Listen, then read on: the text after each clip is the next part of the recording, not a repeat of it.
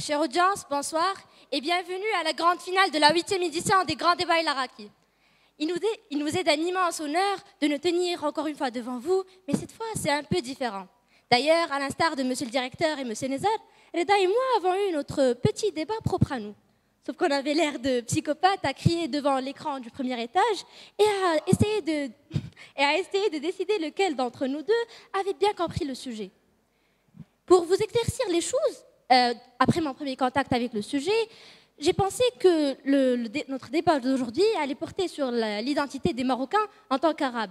D'ailleurs, il m'a semblé logique que l'on parle du Maroc comme un bouquet regroupant plusieurs cultures, plusieurs croyances, plusieurs religions, d'où la perte de l'étiquette qui désignait le Maroc comme un pays arabe.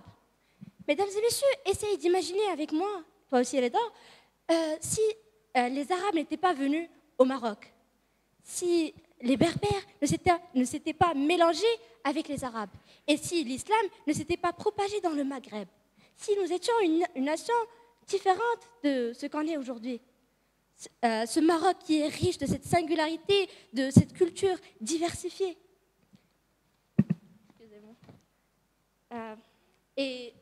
J'ai essayé de convaincre Reda que le Maroc était un pays, qu'il était indéniable que le Maroc soit un pays arabe. D'ailleurs, notre constitution le montre clairement. Et comme on dit en arabe,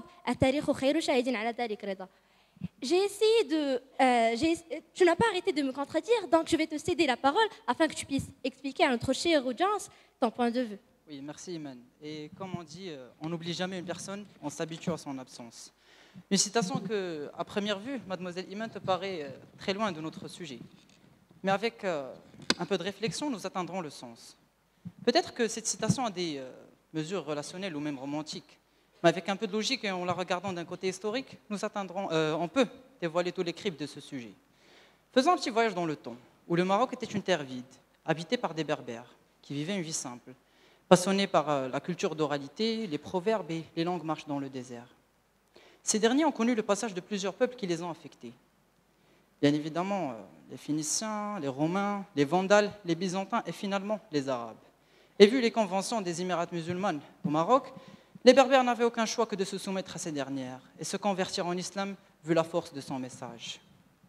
Génération après génération, l'apprentissage de l'arabe est devenu une chose importante pour communiquer et lire le Coran pour pratiquer la religion.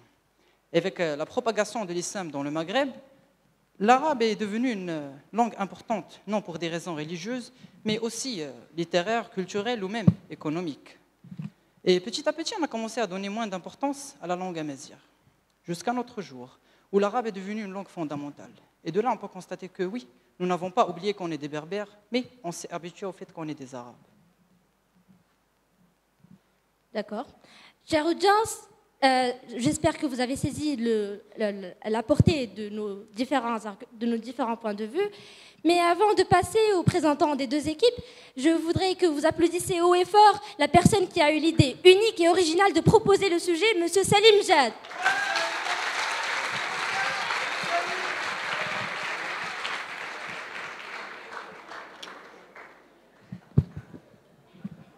Bonsoir tout le monde.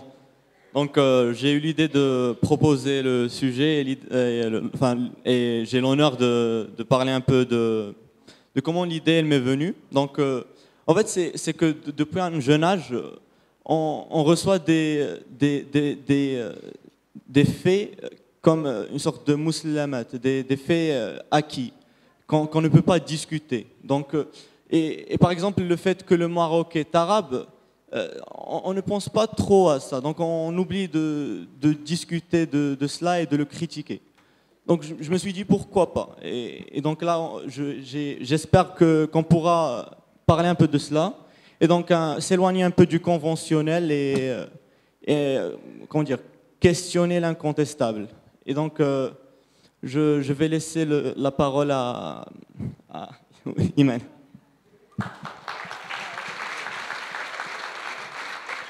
Donc, chère audience, je voudrais appeler M. Ziad Douah, le représentant des deuxièmes années.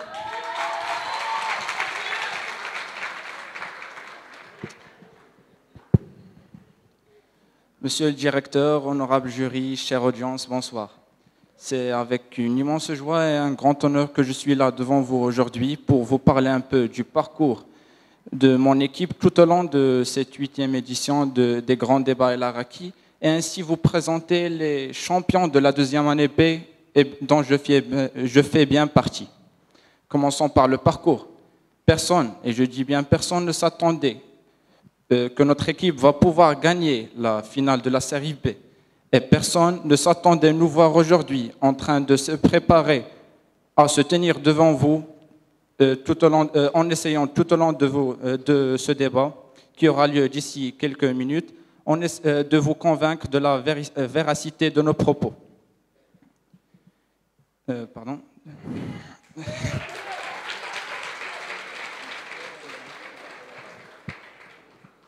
Et ce, en utilisant des arguments littéraires, historiques et scientifiques.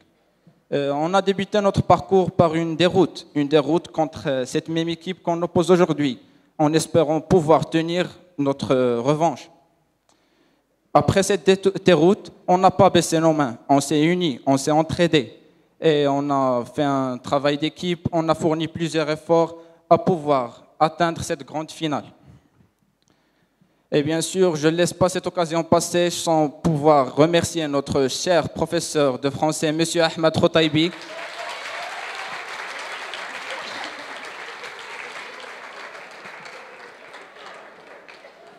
qui nous a bien encadrés, ainsi que nos camarades tels que Menjoura, Sqat, Chaboubat, Choufani, et notre cher présentateur Redam Dromi, qui n'ont cessé de croire en nous, nous soutenir et nous encourager.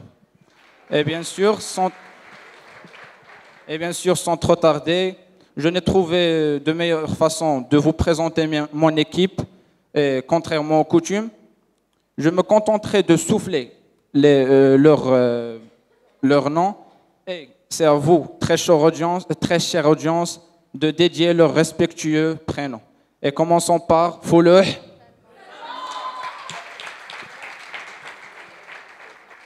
Baziz,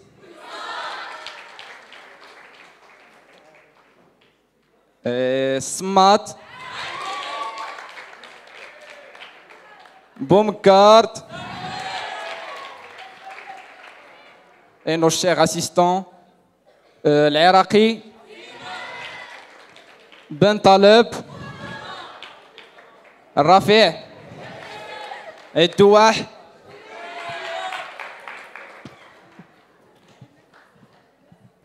Merci Ziad.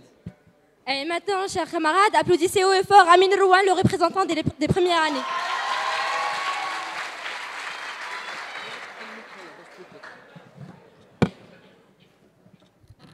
Mesdames et messieurs, bonjour. Tout d'abord, je voudrais exprimer ma joie. La joie d'appartenir à une équipe soudée qui s'est montrée à la hauteur lors de la 8e édition des Grands Débats El Araki. Des débatteurs farouches et ambitieux qui ne font que traduire un travail d'équipe basé sur des recherches approfondies.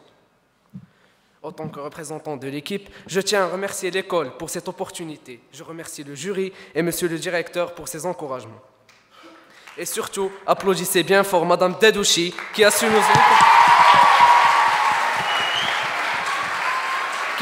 nous encadrer tout au long de cette année avec amour et bienveillance. Bon, parlons un peu de l'équipe. Khalil, le pauvre, a été souvent maltraité par ses opposants.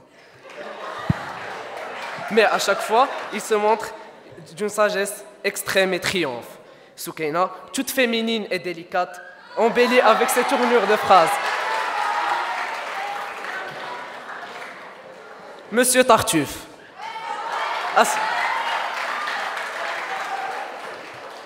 À ce qui paraît, ce mot a inspiré beaucoup de gens. Manal, la plus grande dramaturge de tous les temps. Prête à rire, à pleurer et même parfois à crier pour défendre sa thèse. Hamza, le membre le plus actif de l'équipe. Badr, qui devrait être au Parlement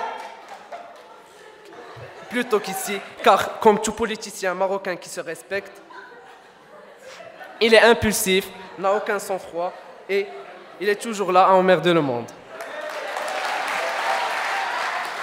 Et enfin, Leila, l'experte en gestion de temps. Applaudissez bien fort cette magnifique équipe.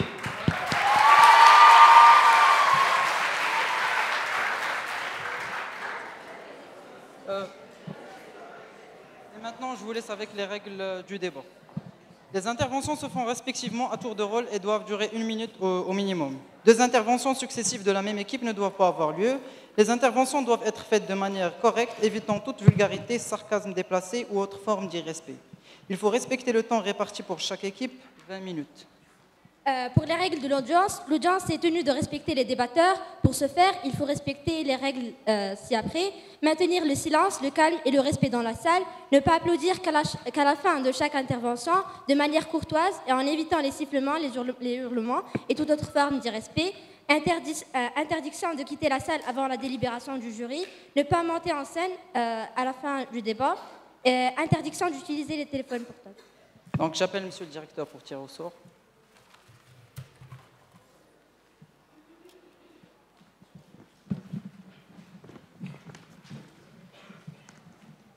L'équipe qui va commencer la 2e année.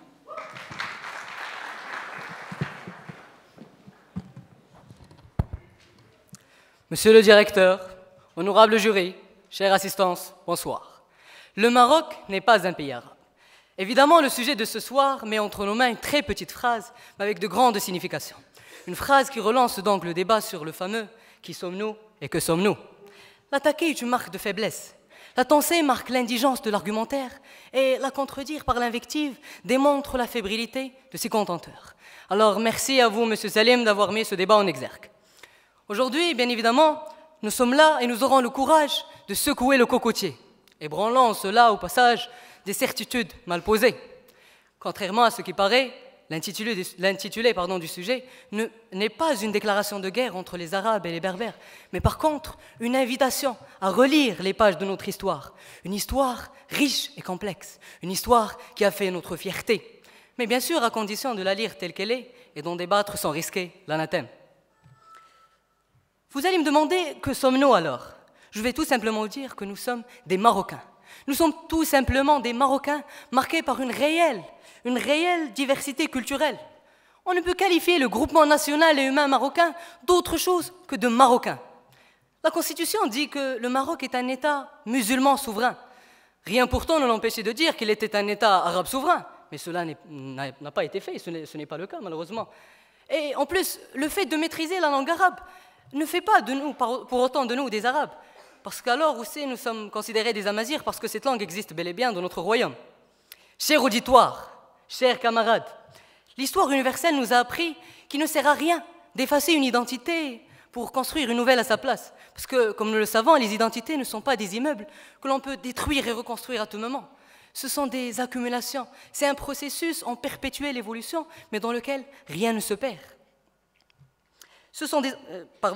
Alors, pourquoi limiter donc nos origines seulement à l'adjectif arabe? Pourquoi alors effacer nos identités amazirs?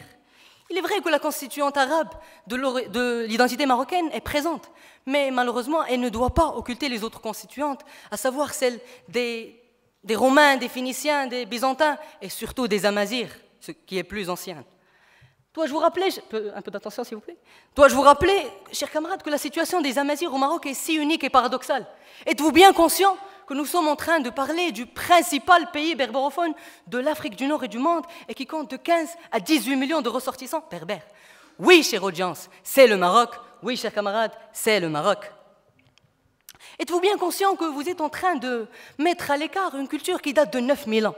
Êtes-vous bien conscient que vous êtes en train de mettre à l'écart une culture dont les origines ont été recherchées avec tant de constance et d'imagination? Alors arrêtons ces fausses querelles sur les origines des uns et des autres et assumons notre histoire depuis l'origine. Et surtout, occupons-nous de reconstruire notre pays. Aujourd'hui, chers partisans du contre, nous serons là et nous aurons l'immense joie et le plaisir d'être vos professeurs d'histoire, puisqu'il me semble que cette minable position, peu défendable, a un peu chamboulé les idées que vous avez à propos de notre histoire, des origines de notre Maroc. Alors, stylo à la main, ouvrez grand vos oreilles et que le cours commence. Merci.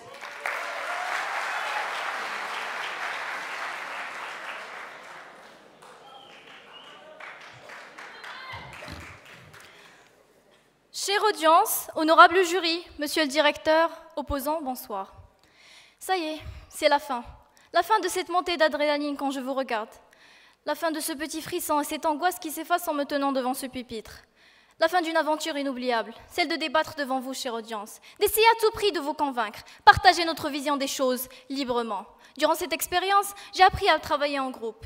Durant cette expérience, j'ai appris à analyser une thèse avant de prendre position. Mais plus important encore, j'ai appris que rien n'était impossible et qu'il suffit simplement de vouloir pour pouvoir. C'est notre dernier débat cette année et je tenais à remercier tous ceux qui nous ont permis d'arriver ici. Vous savez, ils méritent bien plus que des remerciements, ils méritent vos applaudissements, messieurs, dames. Bon, ça c'était pour le côté émotionnel. Maintenant, revenons au sujet. Sujet qui, à vrai dire, n'a même pas lieu d'être parce qu'il est évident et éloquent que le Maroc est un pays arabe. Parce que être un pays arabe ne veut absolument pas dire exclusivement ou catégoriquement arabe. Nous ne nions pas l'existence des autres ethnies. Bien au contraire, nous savons tous que le Maroc est un pays pluriculturel, un modèle d'échange de culture, de cohabitation. Nous vivons en symbiose quasi parfaite et exemplaire. Nous ne sommes ni égoïstes, nous ne sommes ni... Pardon.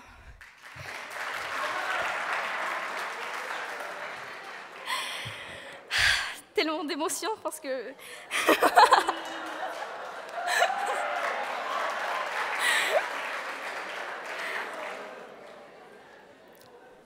Nous aimons partager notre Maroc entre nous. Nous n'avons jamais fait d'amalgame entre les ethnies et c'est notre unité, notre solidarité et nos convictions qui font notre force. Par contre, vous, chers opposants, vous défendez l'individualisme, la dispersion et l'indépendance de chaque tribu. Vous voulez disperser le Maroc et le tailler, lui enlever tout ce qui fait de lui, sa splendeur et une figure emblématique, le rendre terne et sans vie. Parce que nier le fait, parce que, comme le dit le dicton latin, divide ut regnus, qui veut dire diviser pour régner. Cette propagande, a priori inoffensive, vise à disperser les Marocains. Briser la chaîne qui fait notre force et notre puissance. Parce que nier le fait que nous soyons arabes ne ferait que perturber la tranquillité et la paix de notre pays. Nier le fait que nous soyons arabes viendrait à effacer et éradiquer toute une race. Nier est raciste, inapproprié et immoral. Nier est un crime dans de telles circonstances. Alors non, non, chers opposants, ne vous mentez pas. Ne mentez pas en disant que le Maroc n'est pas un pays arabe, avec point d'exclamation. D'ailleurs, cette phrase me perturbe énormément parce qu'elle est l'incarnation parfaite de la haine. Et c'est cette haine, chers opposants, chère audience, qui crée des polémiques, des guerres et perturbe notre pays. C'est ce que vous voulez pour notre Maroc? Je ne sais pas pour vous, mais moi non. Merci.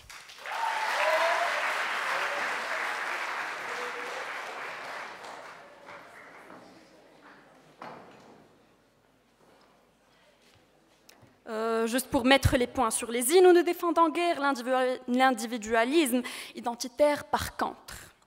Chère audience, honorable jury, bonsoir. Chers opposants, vous m'intriguez vraiment. Quand vous avancez fièrement, avec orgueil, que vous êtes des Marocains, nous voilà donc tous d'accord. Nous vous en encourageons et nous trouvons ceci d'une grande valeur pour des gens de votre âge. Bravo, vraiment bravo. Mais quand vous ajoutez, juste après, bizarrement, avec les yeux grands ouverts, que vous, Marocains, n'êtes qu'Arabes. Là, les idées se chevauchent et les contradictions surgissent. Et ces situations nous poussent à douter de cette fierté et ce patriotisme que vous clamez tant. Comment oser erroner son identité et en être fier? Comment oser exclure toute une partie de sa société et crier son amour pour sa patrie? Comment oser désapprouver l'impact d'une infinité d'aspects de sa culture et clamer sa marocanité? Comment oser nier ses racines historiques et chanter chaque matin son hymne national? Qu'en chante en arabe, oui, c'est ce que vous direz, mais que le sens nous unit tous sur les terres de ce pays, nonobstant toutes nos différences. Oh, ou alors vous me répondrez sûrement avec toute confiance que vous ne niez pas vos racines, comme vous l'avez bien fait juste avant, que vous ne marginalisez pas une considérable partie de votre société et que tout ce que je viens d'énumérer n'est que calomnie et diffamation.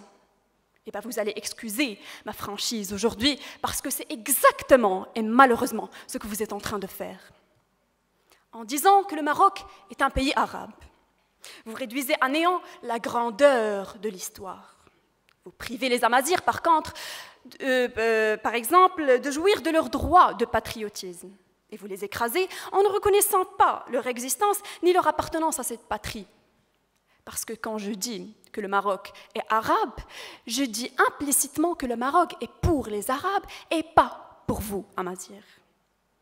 Je ne pourrais m'attendre qu'à ce réflexe instinctif humain chez ces derniers de se défendre et s'emphatiser. Et me voilà créant tout un conflit interne qui nuit à notre Maroc en utilisant un simple adjectif attribut, arabe. Rebravo pour votre patriotisme et tartuffe, comme vous le disiez. Chère présence, partisans du contre, on a été arabe avec Orban le Nafé, on a été berbère avec Jouba II et Kahinan, on a été musulman avec Moussa ibn Nusayr, l'arabe, aussi bien qu'avec Tariq ibn Ziyad le berbère, on a été phénicien, vandale, romain, espagnol, français, nous avions été toutes ces civilisations à travers l'histoire. Mais par contre, nous n'avons jamais cessé d'être une seule chose. Nous n'avons jamais cessé une seule chose, d'être le mélange, la synthèse, la diversité et la richesse d'être marocains. Mes chers, et comme le dit notre glorieux historien et sociologue, et j'en passe, Ibn Khaldoun, nous, maghrébins, ne sommes pas des Arabes, nous sommes des arabisés.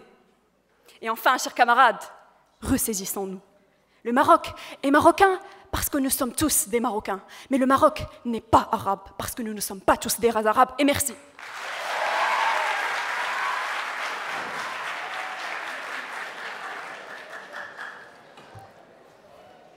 Chers opposants, vous changez votre position autant que le cours de la bourse. Cher auditoire, et ça m'a tellement perturbée, mais le sujet ne stipule pas que le Maroc est seulement arabe. Merci. Cher auditoire, honorable jury, monsieur le directeur, bonsoir. Parler arabe, s'habiller à l'occidental, ressembler physiquement à cet autre qu'on idéalise, tout en vivant selon des traditions amazirs, tout en côtoyant des Sahraouis, mais surtout tout en restant des Marocains, je m'excuse. Ainsi, très chère audience, la culture marocaine est très hétéroclite et a été progressivement forgée au gré des occupations qu'a connues le Maroc au fil de l'histoire. Elle est composée d'une alchimie peu commune de cultures dont certaines d'elles ont tout de même gardé quelques-unes de leurs particularités. Elle se définit comme la tour de Babel, dans la mesure où les sous-cultures qui la constituent refusent de se fondre entièrement. Le Maroc a depuis toujours ressuscité les convoitises de peuples marchands et guerriers. Et plusieurs peuples se sont donc succédés au Maroc.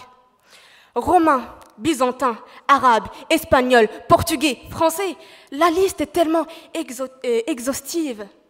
Ainsi constituée, la culture arabe paraît tantôt un melting pot ayant réussi à fondre en son sein toutes les cultures des peuples qui ont habité le pays, tantôt une tour de Babel dans la mesure où les dites cultures ont largement gardé leurs spécificités et leurs caractéristiques. Ces multiples rencontres avec d'autres cultures et d'autres langues et races ont cultivé chez les Marocains un intérêt pour l'autre et par voie de conséquence, un attachement à la diversité culturelle. Le Maroc, mesdames et messieurs, a une histoire, une culture arabe. Le Maroc, de par son histoire, n'a pas autant brillé que depuis l'arrivée des Arabes aux musulmans. Avant ça, c'était des 1000 ans de domination étrangère et de division futile. Merci.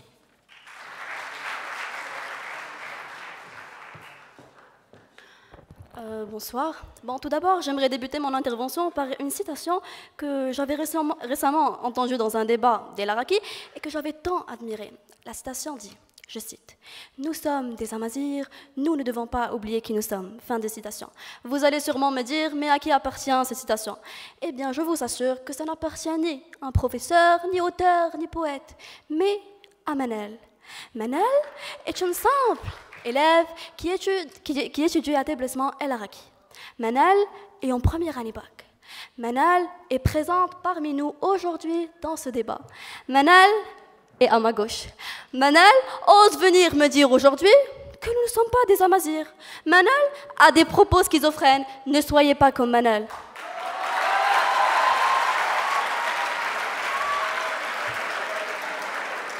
Et d'autre part, puisque vous avez parlé de langue, Puisque vous avez parlé de langue, vous devez savoir, mes chers, que notre langue parlée au Maroc est constituée d'une grande part de mots amazigh. Bien évidemment, vous allez me dire, nous parlons amazigh, ça ne va pas. Eh bien, si je vous dis que dans une phrase aussi banale que Tabsil Gloubia, qu'est-ce que vous m'avez à regarder comme ça? Eh bien oui, j'ai oublié, vous êtes des Arabes, vous ne comprenez pas. Je vais vous traduire. Tabak mina al-fasoulia. Bon, chacun de ces mots-là constitue pour son origine propre. Le premier, Tabsil, un mot amazigh signifiant assiette. Deuxièmement, Loubia, un mot espagnol signifiant haricot. Arabe, dites-vous. Résultat, nous parlons espagnol et amazigh. Nous continuons même à désigner des animaux par des vocables amazigh, même si on connaît leur équivalent arabe. Osez me dire que nous utilisons soulahfat pour désigner une tortue, mais nous utilisons plus facilement fkron. Et devinez quoi? Fkron est un mot amazigh. Que dites-vous encore de kaz, Assas, Brah, Shait, Ramza, etc. Devinez quoi encore, mes chers? Ces mots-là sont amazigh. Oui, mes chers, amazigh. Et je vous assure que même si vous essayez de vous débarrasser de cette amazighité, cette dernière se transformera en votre maudit double qui apparaîtra partout. À la maison, en regardant deuxième, une remise à 14h30, en voiture, en écoutant Hit Radio, et par coïncidence, vous écoutez un remix de Louisha. En allant chercher vos frères et sœurs dès l'Araki 1, ces mots gravés sur le mur de l'établissement ont un grand caractère amazigh. Donc votre culture, votre identité va vous suivre, va vous accompagner partout comme votre ombre. Donc mes chers, un petit conseil, ayez un peu de dignité et arrêtez d'usurper une identité qui ne vous revient pas. Parce que vous êtes en train de dénier des autres qui font la richesse de notre nation. Et merci.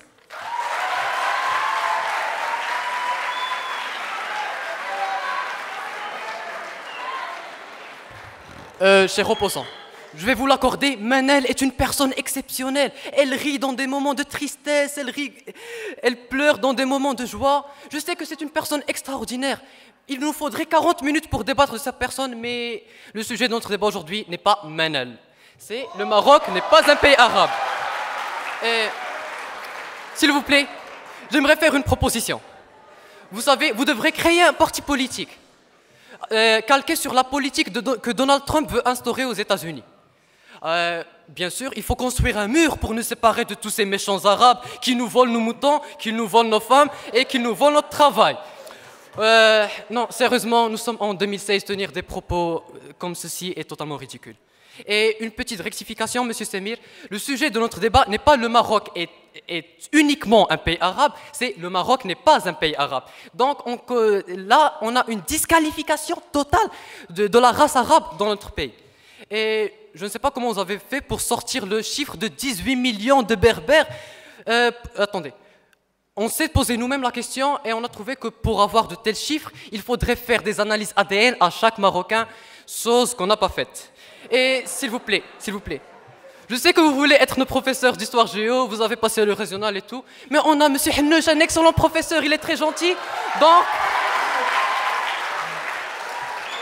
donc vous allez nous épargner votre rôle de professeur qui apparemment ne vous va pas. Mais bon, revenons au sujet. Tout d'abord, mesdames et messieurs, j'aimerais vous raconter une petite histoire. Il était une fois, dans une lointaine école, dans un lointain pays, 4 jeunes débatteurs, accompagnés de leurs 4 fidèles assistants, décidèrent de se lancer dans la grande aventure des grands débats. Ils ont surmonté d'innombrables épreuves, affronté d'innombrables ennemis, et les voici aujourd'hui à la grande finale des grands débats. Bien sûr, malgré leurs différentes origines, nos 8 débatteurs sont amis les uns des autres, unis par leur passion des débats et unis par un travail de groupe acharné qui les a rapprochés les uns des autres. Ils ne se jugent pas mutuellement en fonction de leurs origines et c'est ce qui fait d'eux une équipe soudée, polyvalente et téméraire. C'est pour ça qu'aujourd'hui, mesdames et messieurs, on ne peut qu'être contre ce genre de propos. Attendez. On ne peut qu'être contre ce genre de propos haineux, chargés en ondes négatives et créant une polémique qui, à la base, n'aurait jamais dû exister. Le Maroc n'est pas un pays arabe et tout simplement un raisonnement irréfléchi et égoïste qui n'est là que pour donner un nouveau souffle au perpétuel cycle de la haine et de la rancune. Un raisonnement qui empêche les Marocains de se tourner et de se pencher vers leur avenir et qui, à la place, malheureusement, les redirige vers un conflit sans queue ni tête. Aujourd'hui, mesdames et messieurs, on ne peut qu'être indigné, blessé, éreinté. Et le mot ne manque pas pour décrire ce que je ressens. En voyant un peuple autrefois uni par une fraternité inébranlable, aujourd'hui, proie à la déchirure à cause de personnes mal intentionnées et aux motivations obscures qui pensent que le Maroc n'est pas un pays arabe. Mais laissez-moi vous dire une chose, chers opposants. Ce n'est pas la première fois qu'on essaie de diviser le peuple marocain, et ce n'est certainement pas la dernière. Mais toutes ces tentatives sont vouées à l'échec. Car les vrais citoyens marocains sont résolus à vivre ensemble comme des frères, et non pas à mourir chacun de son côté comme des idiots. Car tout groupe humain puise sa richesse dans l'entraide, la solidarité, pour un but commun, l'épanouissement de chacun dans le respect des différences. Alors si aujourd'hui, mesdames et messieurs, on vous demande si le Maroc est un pays arabe, dites-leur oui.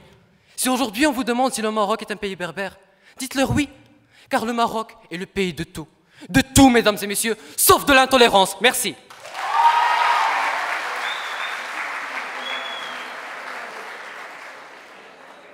Alors, bonsoir. Nous avons cité les propos de Manal et non pas Manal.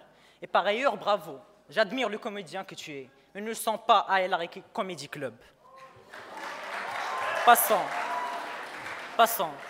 J'ai remarqué, chers opposants, que dans votre volonté de défendre l'indéfendable, vous ne faites que mentir. Oui. Vous mentez si vous prétendez que le Maroc a des origines arabes. Vous mentez si vous déniez la diversité des civilisations marocaines. Vous mentez quand vous dites que le Maroc est un pays arabe. Vous avez tort. Vous savez, notre sujet aujourd'hui se projette sur plusieurs aspects différents. Et tant que nous y sommes, parlons donc de la culture marocaine. Le fait, mes amis, de préparer, par exemple, à titre d'exemple, un jus à base d'oranges, bananes, pommes, pêches, fraises et tout ce que vous voulez, et de le nommer tout de même un jus d'orange est l'équivalent parfait de votre position. Vous ne voyez pas ce que je veux dire, pourtant c'est simple. Le Maroc est préparé à base de plusieurs fruits.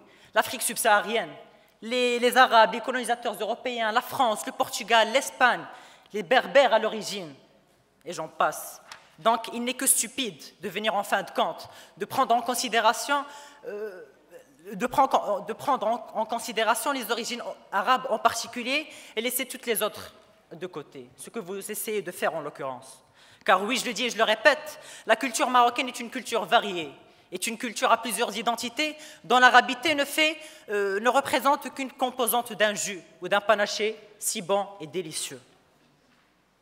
Par ailleurs, ce que vous ignorez, ou ce que, du moins, vous essayez d'ignorer, car en tant qu'élève de première année, vous devrez être conscient du fait que le Maroc a eu, depuis la nuit des temps, l'emplacement géographique le plus stratégique de l'Afrique du Sud. Ce qui a engendré, durant tous ces siècles passés, des influences directes sur notre culture marocaine, par plusieurs courants culturels. Et c'est ce qui a forgé la nôtre, c'est ce qui a donné à notre culture une force, une résistance, une splendeur et une continuité à travers le temps. Notre patrie, mesdames et messieurs, est un album où l'on a réuni des timbres de toutes les couleurs. Notre patrie, mesdames et messieurs, est un arbre dont les racines plongent en Afrique, mais qui respire par ses feuilles en Europe, comme le dit si bien Feu Hassan II. Notre patrie, mesdames et messieurs, est un arbre qui tient ses racines multiples, tout en restant ouvert sur tout renouveau. Donc, en définitive, quand vous dites que le Maroc est un pays arabe, vous ne faites que nuire à vos racines, votre pays, vos ancêtres et vous-même. Donc, continuez à avancer vos propos invalides et impertinents, car cela ne changera pas la vérité. Le Maroc n'est pas un pays arabe. Et avant de finir, chers camarades, on ne négocie pas avec la vérité, on s'y met. Merci.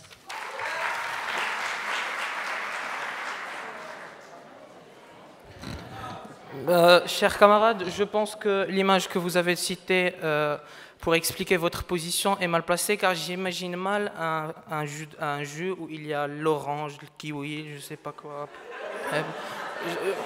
Personnellement, je n'arriverai pas à le voir. Et ensuite, vous citez encore une fois Tartuffe. J'ai regretté en fait de citer ce mot. Mais par contre, je vais répondre de la même façon. C'est tout à mon honneur. Merci. Bon.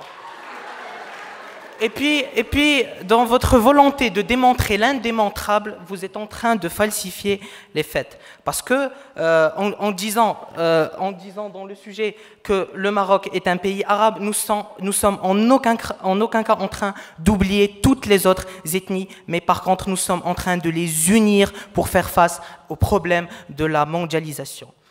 Bon, vous avez parlé d'histoire, de culture, parlons-en. Mesdames et messieurs, afin d'entamer une étude rigoureuse et scientifique du sujet, nous avons pensé à vous faire part des conditions sine qua non pour un pays arabe. Bon, à savoir, premier critère, la génétique, qui semble être en votre faveur, puisque plus de 80% des Nord-Africains sont d'origine arabo-berbère. Mais je rappelle que nous sommes en aucun cas en train de débattre des origines du Maroc. Deuxième critère, la géographie, puisque le Maroc appartient à la péninsule arabique qui recouvre l'Arabie, le Proche-Orient et l'Afrique du Nord. Troisième critère, la langue. L'arabe est la première langue officielle du Maroc depuis plusieurs siècles, contrairement aux autres langues qui sont très récentes. Quatrième critère, la religion. Et je pense notamment aux conquêtes islamiques dont vous venez de parler, chers camarades. Vous allez me dire que notre religion est l'islam, oui, et que l'islam n'appartient pas à une langue ou à une ethnie bien déterminée. Eh bien, je vous dis que sans les conquêtes islamiques menées par des Arabes qui ont su unir différentes pratiques, grecques, romaines, phéniciennes, ibériques et celtiques, on se retrouverait en train de se déguiser en mouton dans un certain bougelude, ou encore se prosterner devant des vaches en les comptant. Vache 1, vache 2, je pense à ma classe. Bon, sixième critère, la politique. Avec la présence de la Ligue arabe qui unit tous les pays arabes et dont le Maroc est membre officiel pour permettre de faire face aux défis de la mondialisation. Je pense notamment au dernier discours de Sa Majesté le roi Mohammed VI. Septième critère, la science et l'histoire. Selon Ibn Khaldoun, historien et philosophe islamique très connu, les conquêtes islamiques représentent la naissance d'un pays, d'une civilisation et d'une culture inébranlable et inviolable, celle de l'Afrique du Nord. Et je rappelle aussi que le Maroc, dans cette période, était à son apothéose avec Ibn Rushd, Yaqub al-Mansour et j'en passe. Mesdames et messieurs, le Maroc est une profusion d'ethnies, unies par l'amour du pays, la passion de l'intégrité et la fierté d'appartenir à une ethnie arabe qui fait de nous un. Ainsi soit-il, chers camarades, je tiens à clore mon intervention par les questions suivantes. 200 plus. Comment oser éliminer l'arabité du Maroc alors qu'il a connu plusieurs siècles d'histoire, commençant par les Idrissides jusqu'aux Alaouites? Deuxième question. Si le Maroc n'était pas un pays arabe, alors qui sommes-nous exactement? Des Chlouh, des Glaoui, des Gnawi, des Zmouri, des Ayani, des Hobbits, des nains? Ou alors des extraterrestres sans passé ni futur? Simplifiez-moi la tâche, je vous prie. Nous sommes des Arabes, le Maroc est un pays arabe, merci.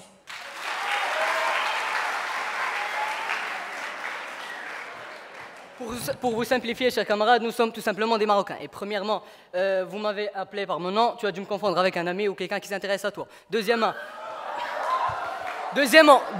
s'il vous plaît, Tartuffe, tu oses t'attribuer la création de ce Tartuffe et de toute l'expression. C'était un copier-coller d'un discours de M. François Hollande. Mais là, c'est vraiment... Troisième point, merci pour ces arguments si pertinents que vous êtes en train de nous donner ce soir. Et quatrièmement, M. Khalil, nous sommes dans les grands débats el-Araki, non pas dans le one-man show de Khalil Badawi à l'Olympia, par exemple. Passons. Mes chers, il y a beaucoup d'espérance sur notre débat ce soir. Il y a beaucoup d'espérance pour rendre hommage à notre marocanité, pour rendre hommage à notre patrie. On ne veut plus entendre plus d'adjectifs que d'arguments. On ne veut plus ces énumérations de termes avec des gestes pour faire beau. Non, aujourd'hui c'est la grande finale, il faudrait bien plus que cela pour gagner. Alors ici, sur ce pupitre, il me semble convenable de vous raconter une toute petite histoire du corbeau et du rossignol. Ces deux oiseaux dans une forêt, sur une branche, essayent de chanter. Chacun prétendait qu'il chante le mieux. Alors, quand un cochon passa, le corbeau lui dit: « Vous tombez bien, monsieur? Monsieur Oussama? Monsieur Oussama, je raconte l'histoire. » Un cochon passa et puis le corbeau lui dit: « Vous tombez bien, monsieur, vous allez nous aider à nous départager. » Le cochon, après avoir entendu, il décida que c'est le corbeau qui chante le mieux. Le rossignol fond en larmes alors. Alors le cochon lui dit, c'est normal, vous fondez en larmes. C'est parce que vous avez perdu. Le rossignol hocha la tête fièrement et lui dit, ce n'est pas parce que j'ai perdu que je fonds mes larmes. Je fonds en larmes parce que j'ai été jugé par un cochon. Cette histoire, vous allez me dire quelle est la relation de cette histoire avec notre sujet. Alors je vous dirais tout simplement que je vous invite à imaginer que le rossignol qui chante très bien représente nos origines amazirs qui constituent le fond ancien de la population marocaine, et que ce corbeau représente nos origines arabes, et que ce petit cochon mignon qui nous a ce petit cochon mignon n'ayant comme choix que de satisfaire l'un des deux et qui a bien évidemment choisi le corbeau représente non pas vous, votre solution minable, non pas vous, je répète, ne le prenez pas mal, et il représente aussi toutes les personnes qui essayent d'arabiser notre territoire et notre histoire. Alors de grâce, nul ne pourra falsifier l'histoire du Maroc, nul ne pourra nier que le Maroc est marqué par une diversité culturelle, et non pas il est seulement arabe ou seulement amazigho, comme vous prétendez. Alors, révisez vos propos, monsieur.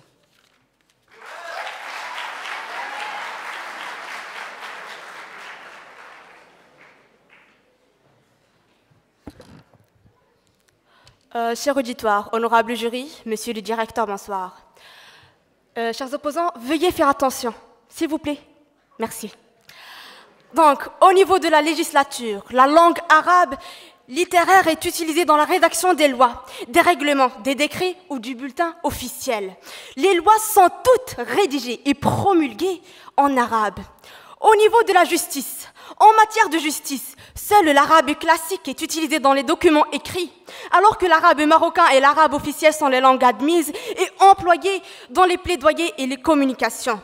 Lorsqu'il s'agit de formules juridiques, celles-ci sont prononcées en arabe classique, mais s'il y a des communications entre les personnes concernées, c'est l'arabe marocain qui est employé dans les tribunaux. Mentionnons aussi qu'il existe des tribunaux religieux, où seul l'arabe classique est en principe admis, mais il faut bien recourir à l'arabe marocain lorsqu'on a affaire à des analphabètes qui ignorent tout de l'arabe littéraire. Dans l'administration publique, les communications orales avec les citoyens se déroulent normalement en arabe marocain, mais elles peuvent s'effectuer en arabe standard. Les ministères de l'éducation, de l'enseignement supérieur, de la santé, de l'agriculture, des finances, dont les documents administratifs sont entièrement arabisés, utilisent l'arabe à l'écrit.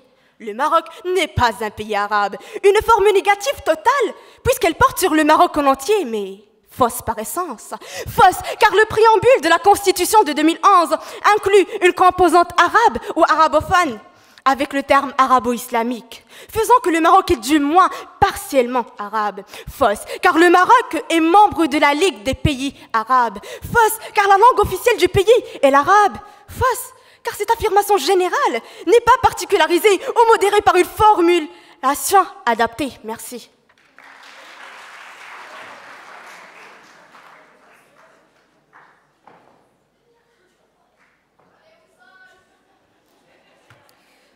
Vous avez parlé de Ligue arabe.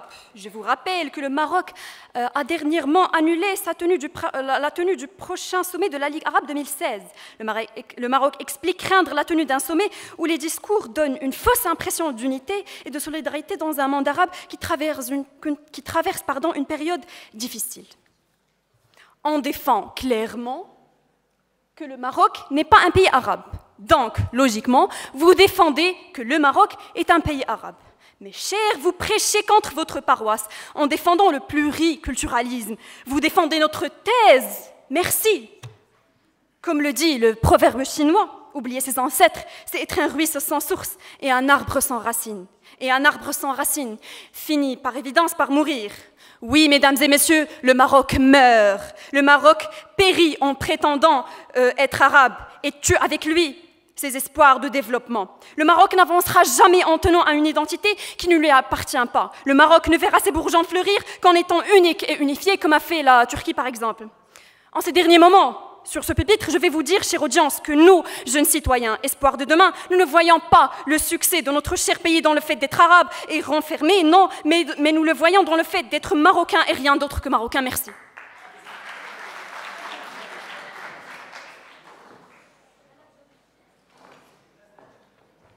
Alors, tout d'abord, je voudrais faire une rectification. Lors de notre premier débat, j'ai dit mot pour mot ça. Il ne faut pas oublier nous, Amazirs, et nous, Amazirs, qui cherchons la reconnaissance du Tifinagh. Je n'ai jamais dit que nous sommes Amazirs et tout ce tralala que tu dis, Selma, franchement, c'est pas vrai. Je ne suis pas allée chercher dans les archives pour trouver des arguments, franchement, c'est malheureux. Et dans notre sujet, s'il vous plaît, dans notre sujet, on défend que le Maroc est un pays arabe. On ne défend pas que le Maroc est seulement arabe. On ne dit pas qu'on n'est pas Amazir. On ne dit pas qu'on n'est pas arabe. On dit que le Maroc est arabe. Ça y est. Vous voulez... Vous m'appelez par mon nom et maintenant vous voulez pas qu'on vous appelle par votre nom, c'est moi la schizophrène, d'accord. Encore plus schizophrène, vous aimez faire des jeux, raconter des histoires, parler en darija et vous n'aimez pas l'humour riche en idées. Ok, c'est nous les schizophrènes, d'accord. Vous voulez parler d'histoire, d'accord. Laissez-moi me prêter à votre jeu. Cette fois, je vais vous donner un cours d'histoire, d'éducation islamique et de sciences naturelles. Vous êtes prêts? Alors, pour l'histoire, quelles sont les origines des Français, des Gaulois? Quelles sont les origines des Américains, des Indiens? Quelles sont les origines des Allemands, des Germains? Comme vous pouvez le voir, les pays français ont des origines gauloises, les pays allemands ont des origines germaniques et les pays les Américains ont des origines indiennes. Ce qui veut dire que le Maroc a beau avoir des origines amazighes, ça ne le laisse pas moins un pays arabe. Voilà, c'est dit. Maintenant, vous voulez un raisonnement scientifique? D'accord. Professeur Darwin, avec sa fameuse théorie de l'évolution, ce savant fou dit que notre origine à nous tous, c'est des singes. Alors, est-ce qu'on est des singes? De peur d'avoir irrité certaines personnes dans cette salle, je me tiens à notre Coran, notre livre sacré, qui dit que notre origine à nous tous est de la terre. Chers opposants, cet argument qui propose que notre origine, qui se base sur nos origines, ne tient même pas la route, car notre origine montre notre passé. Il donne ce que nous avons été et pas ce que nous sommes. Alors, si vous voulez continuer sur la même longueur d'onde, défendre les mêmes idées, c'est même pas la peine de continuer. Merci.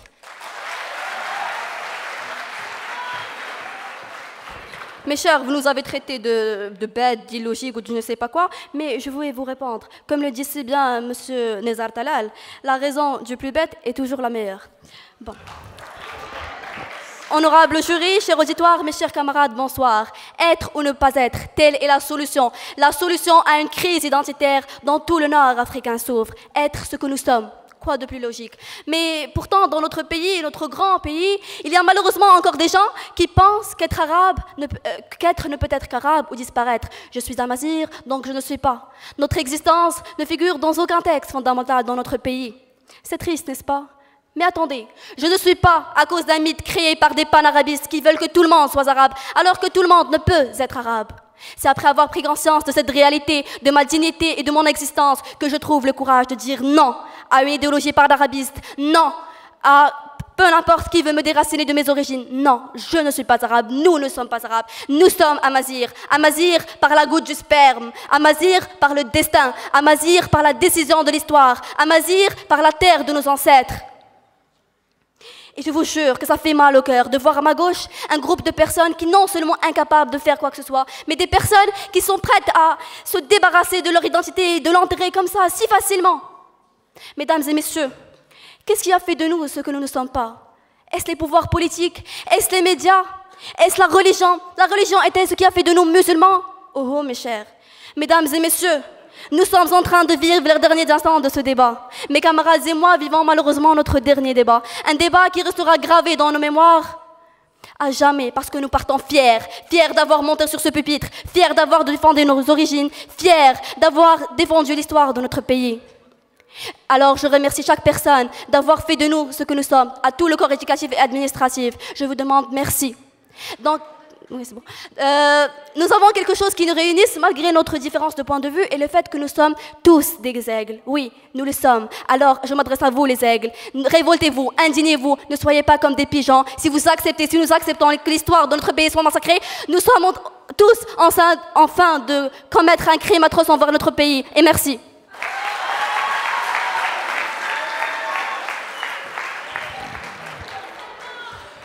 Cher camarade, tu as dit que je me suis imprégné de François Hollande ou Mohamed.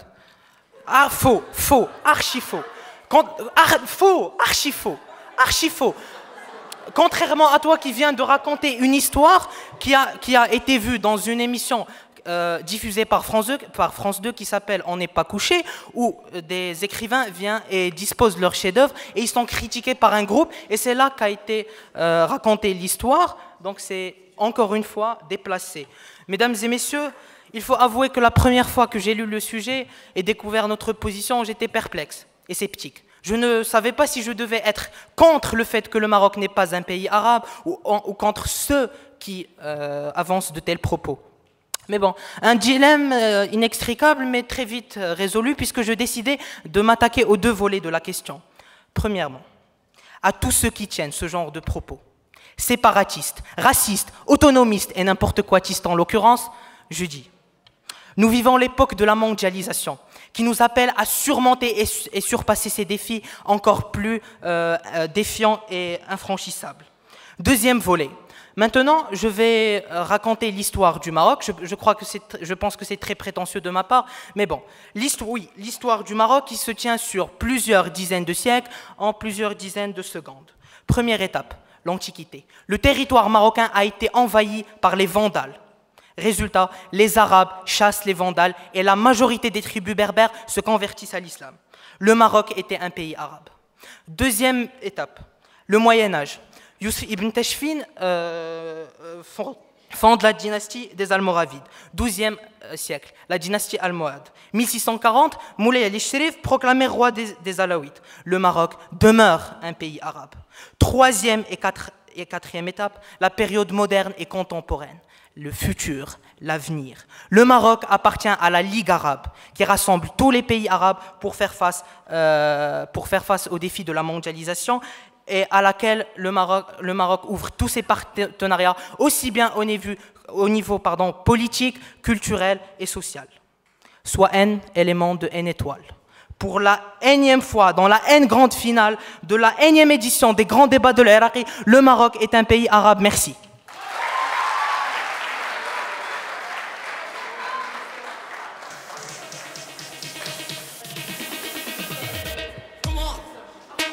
غادي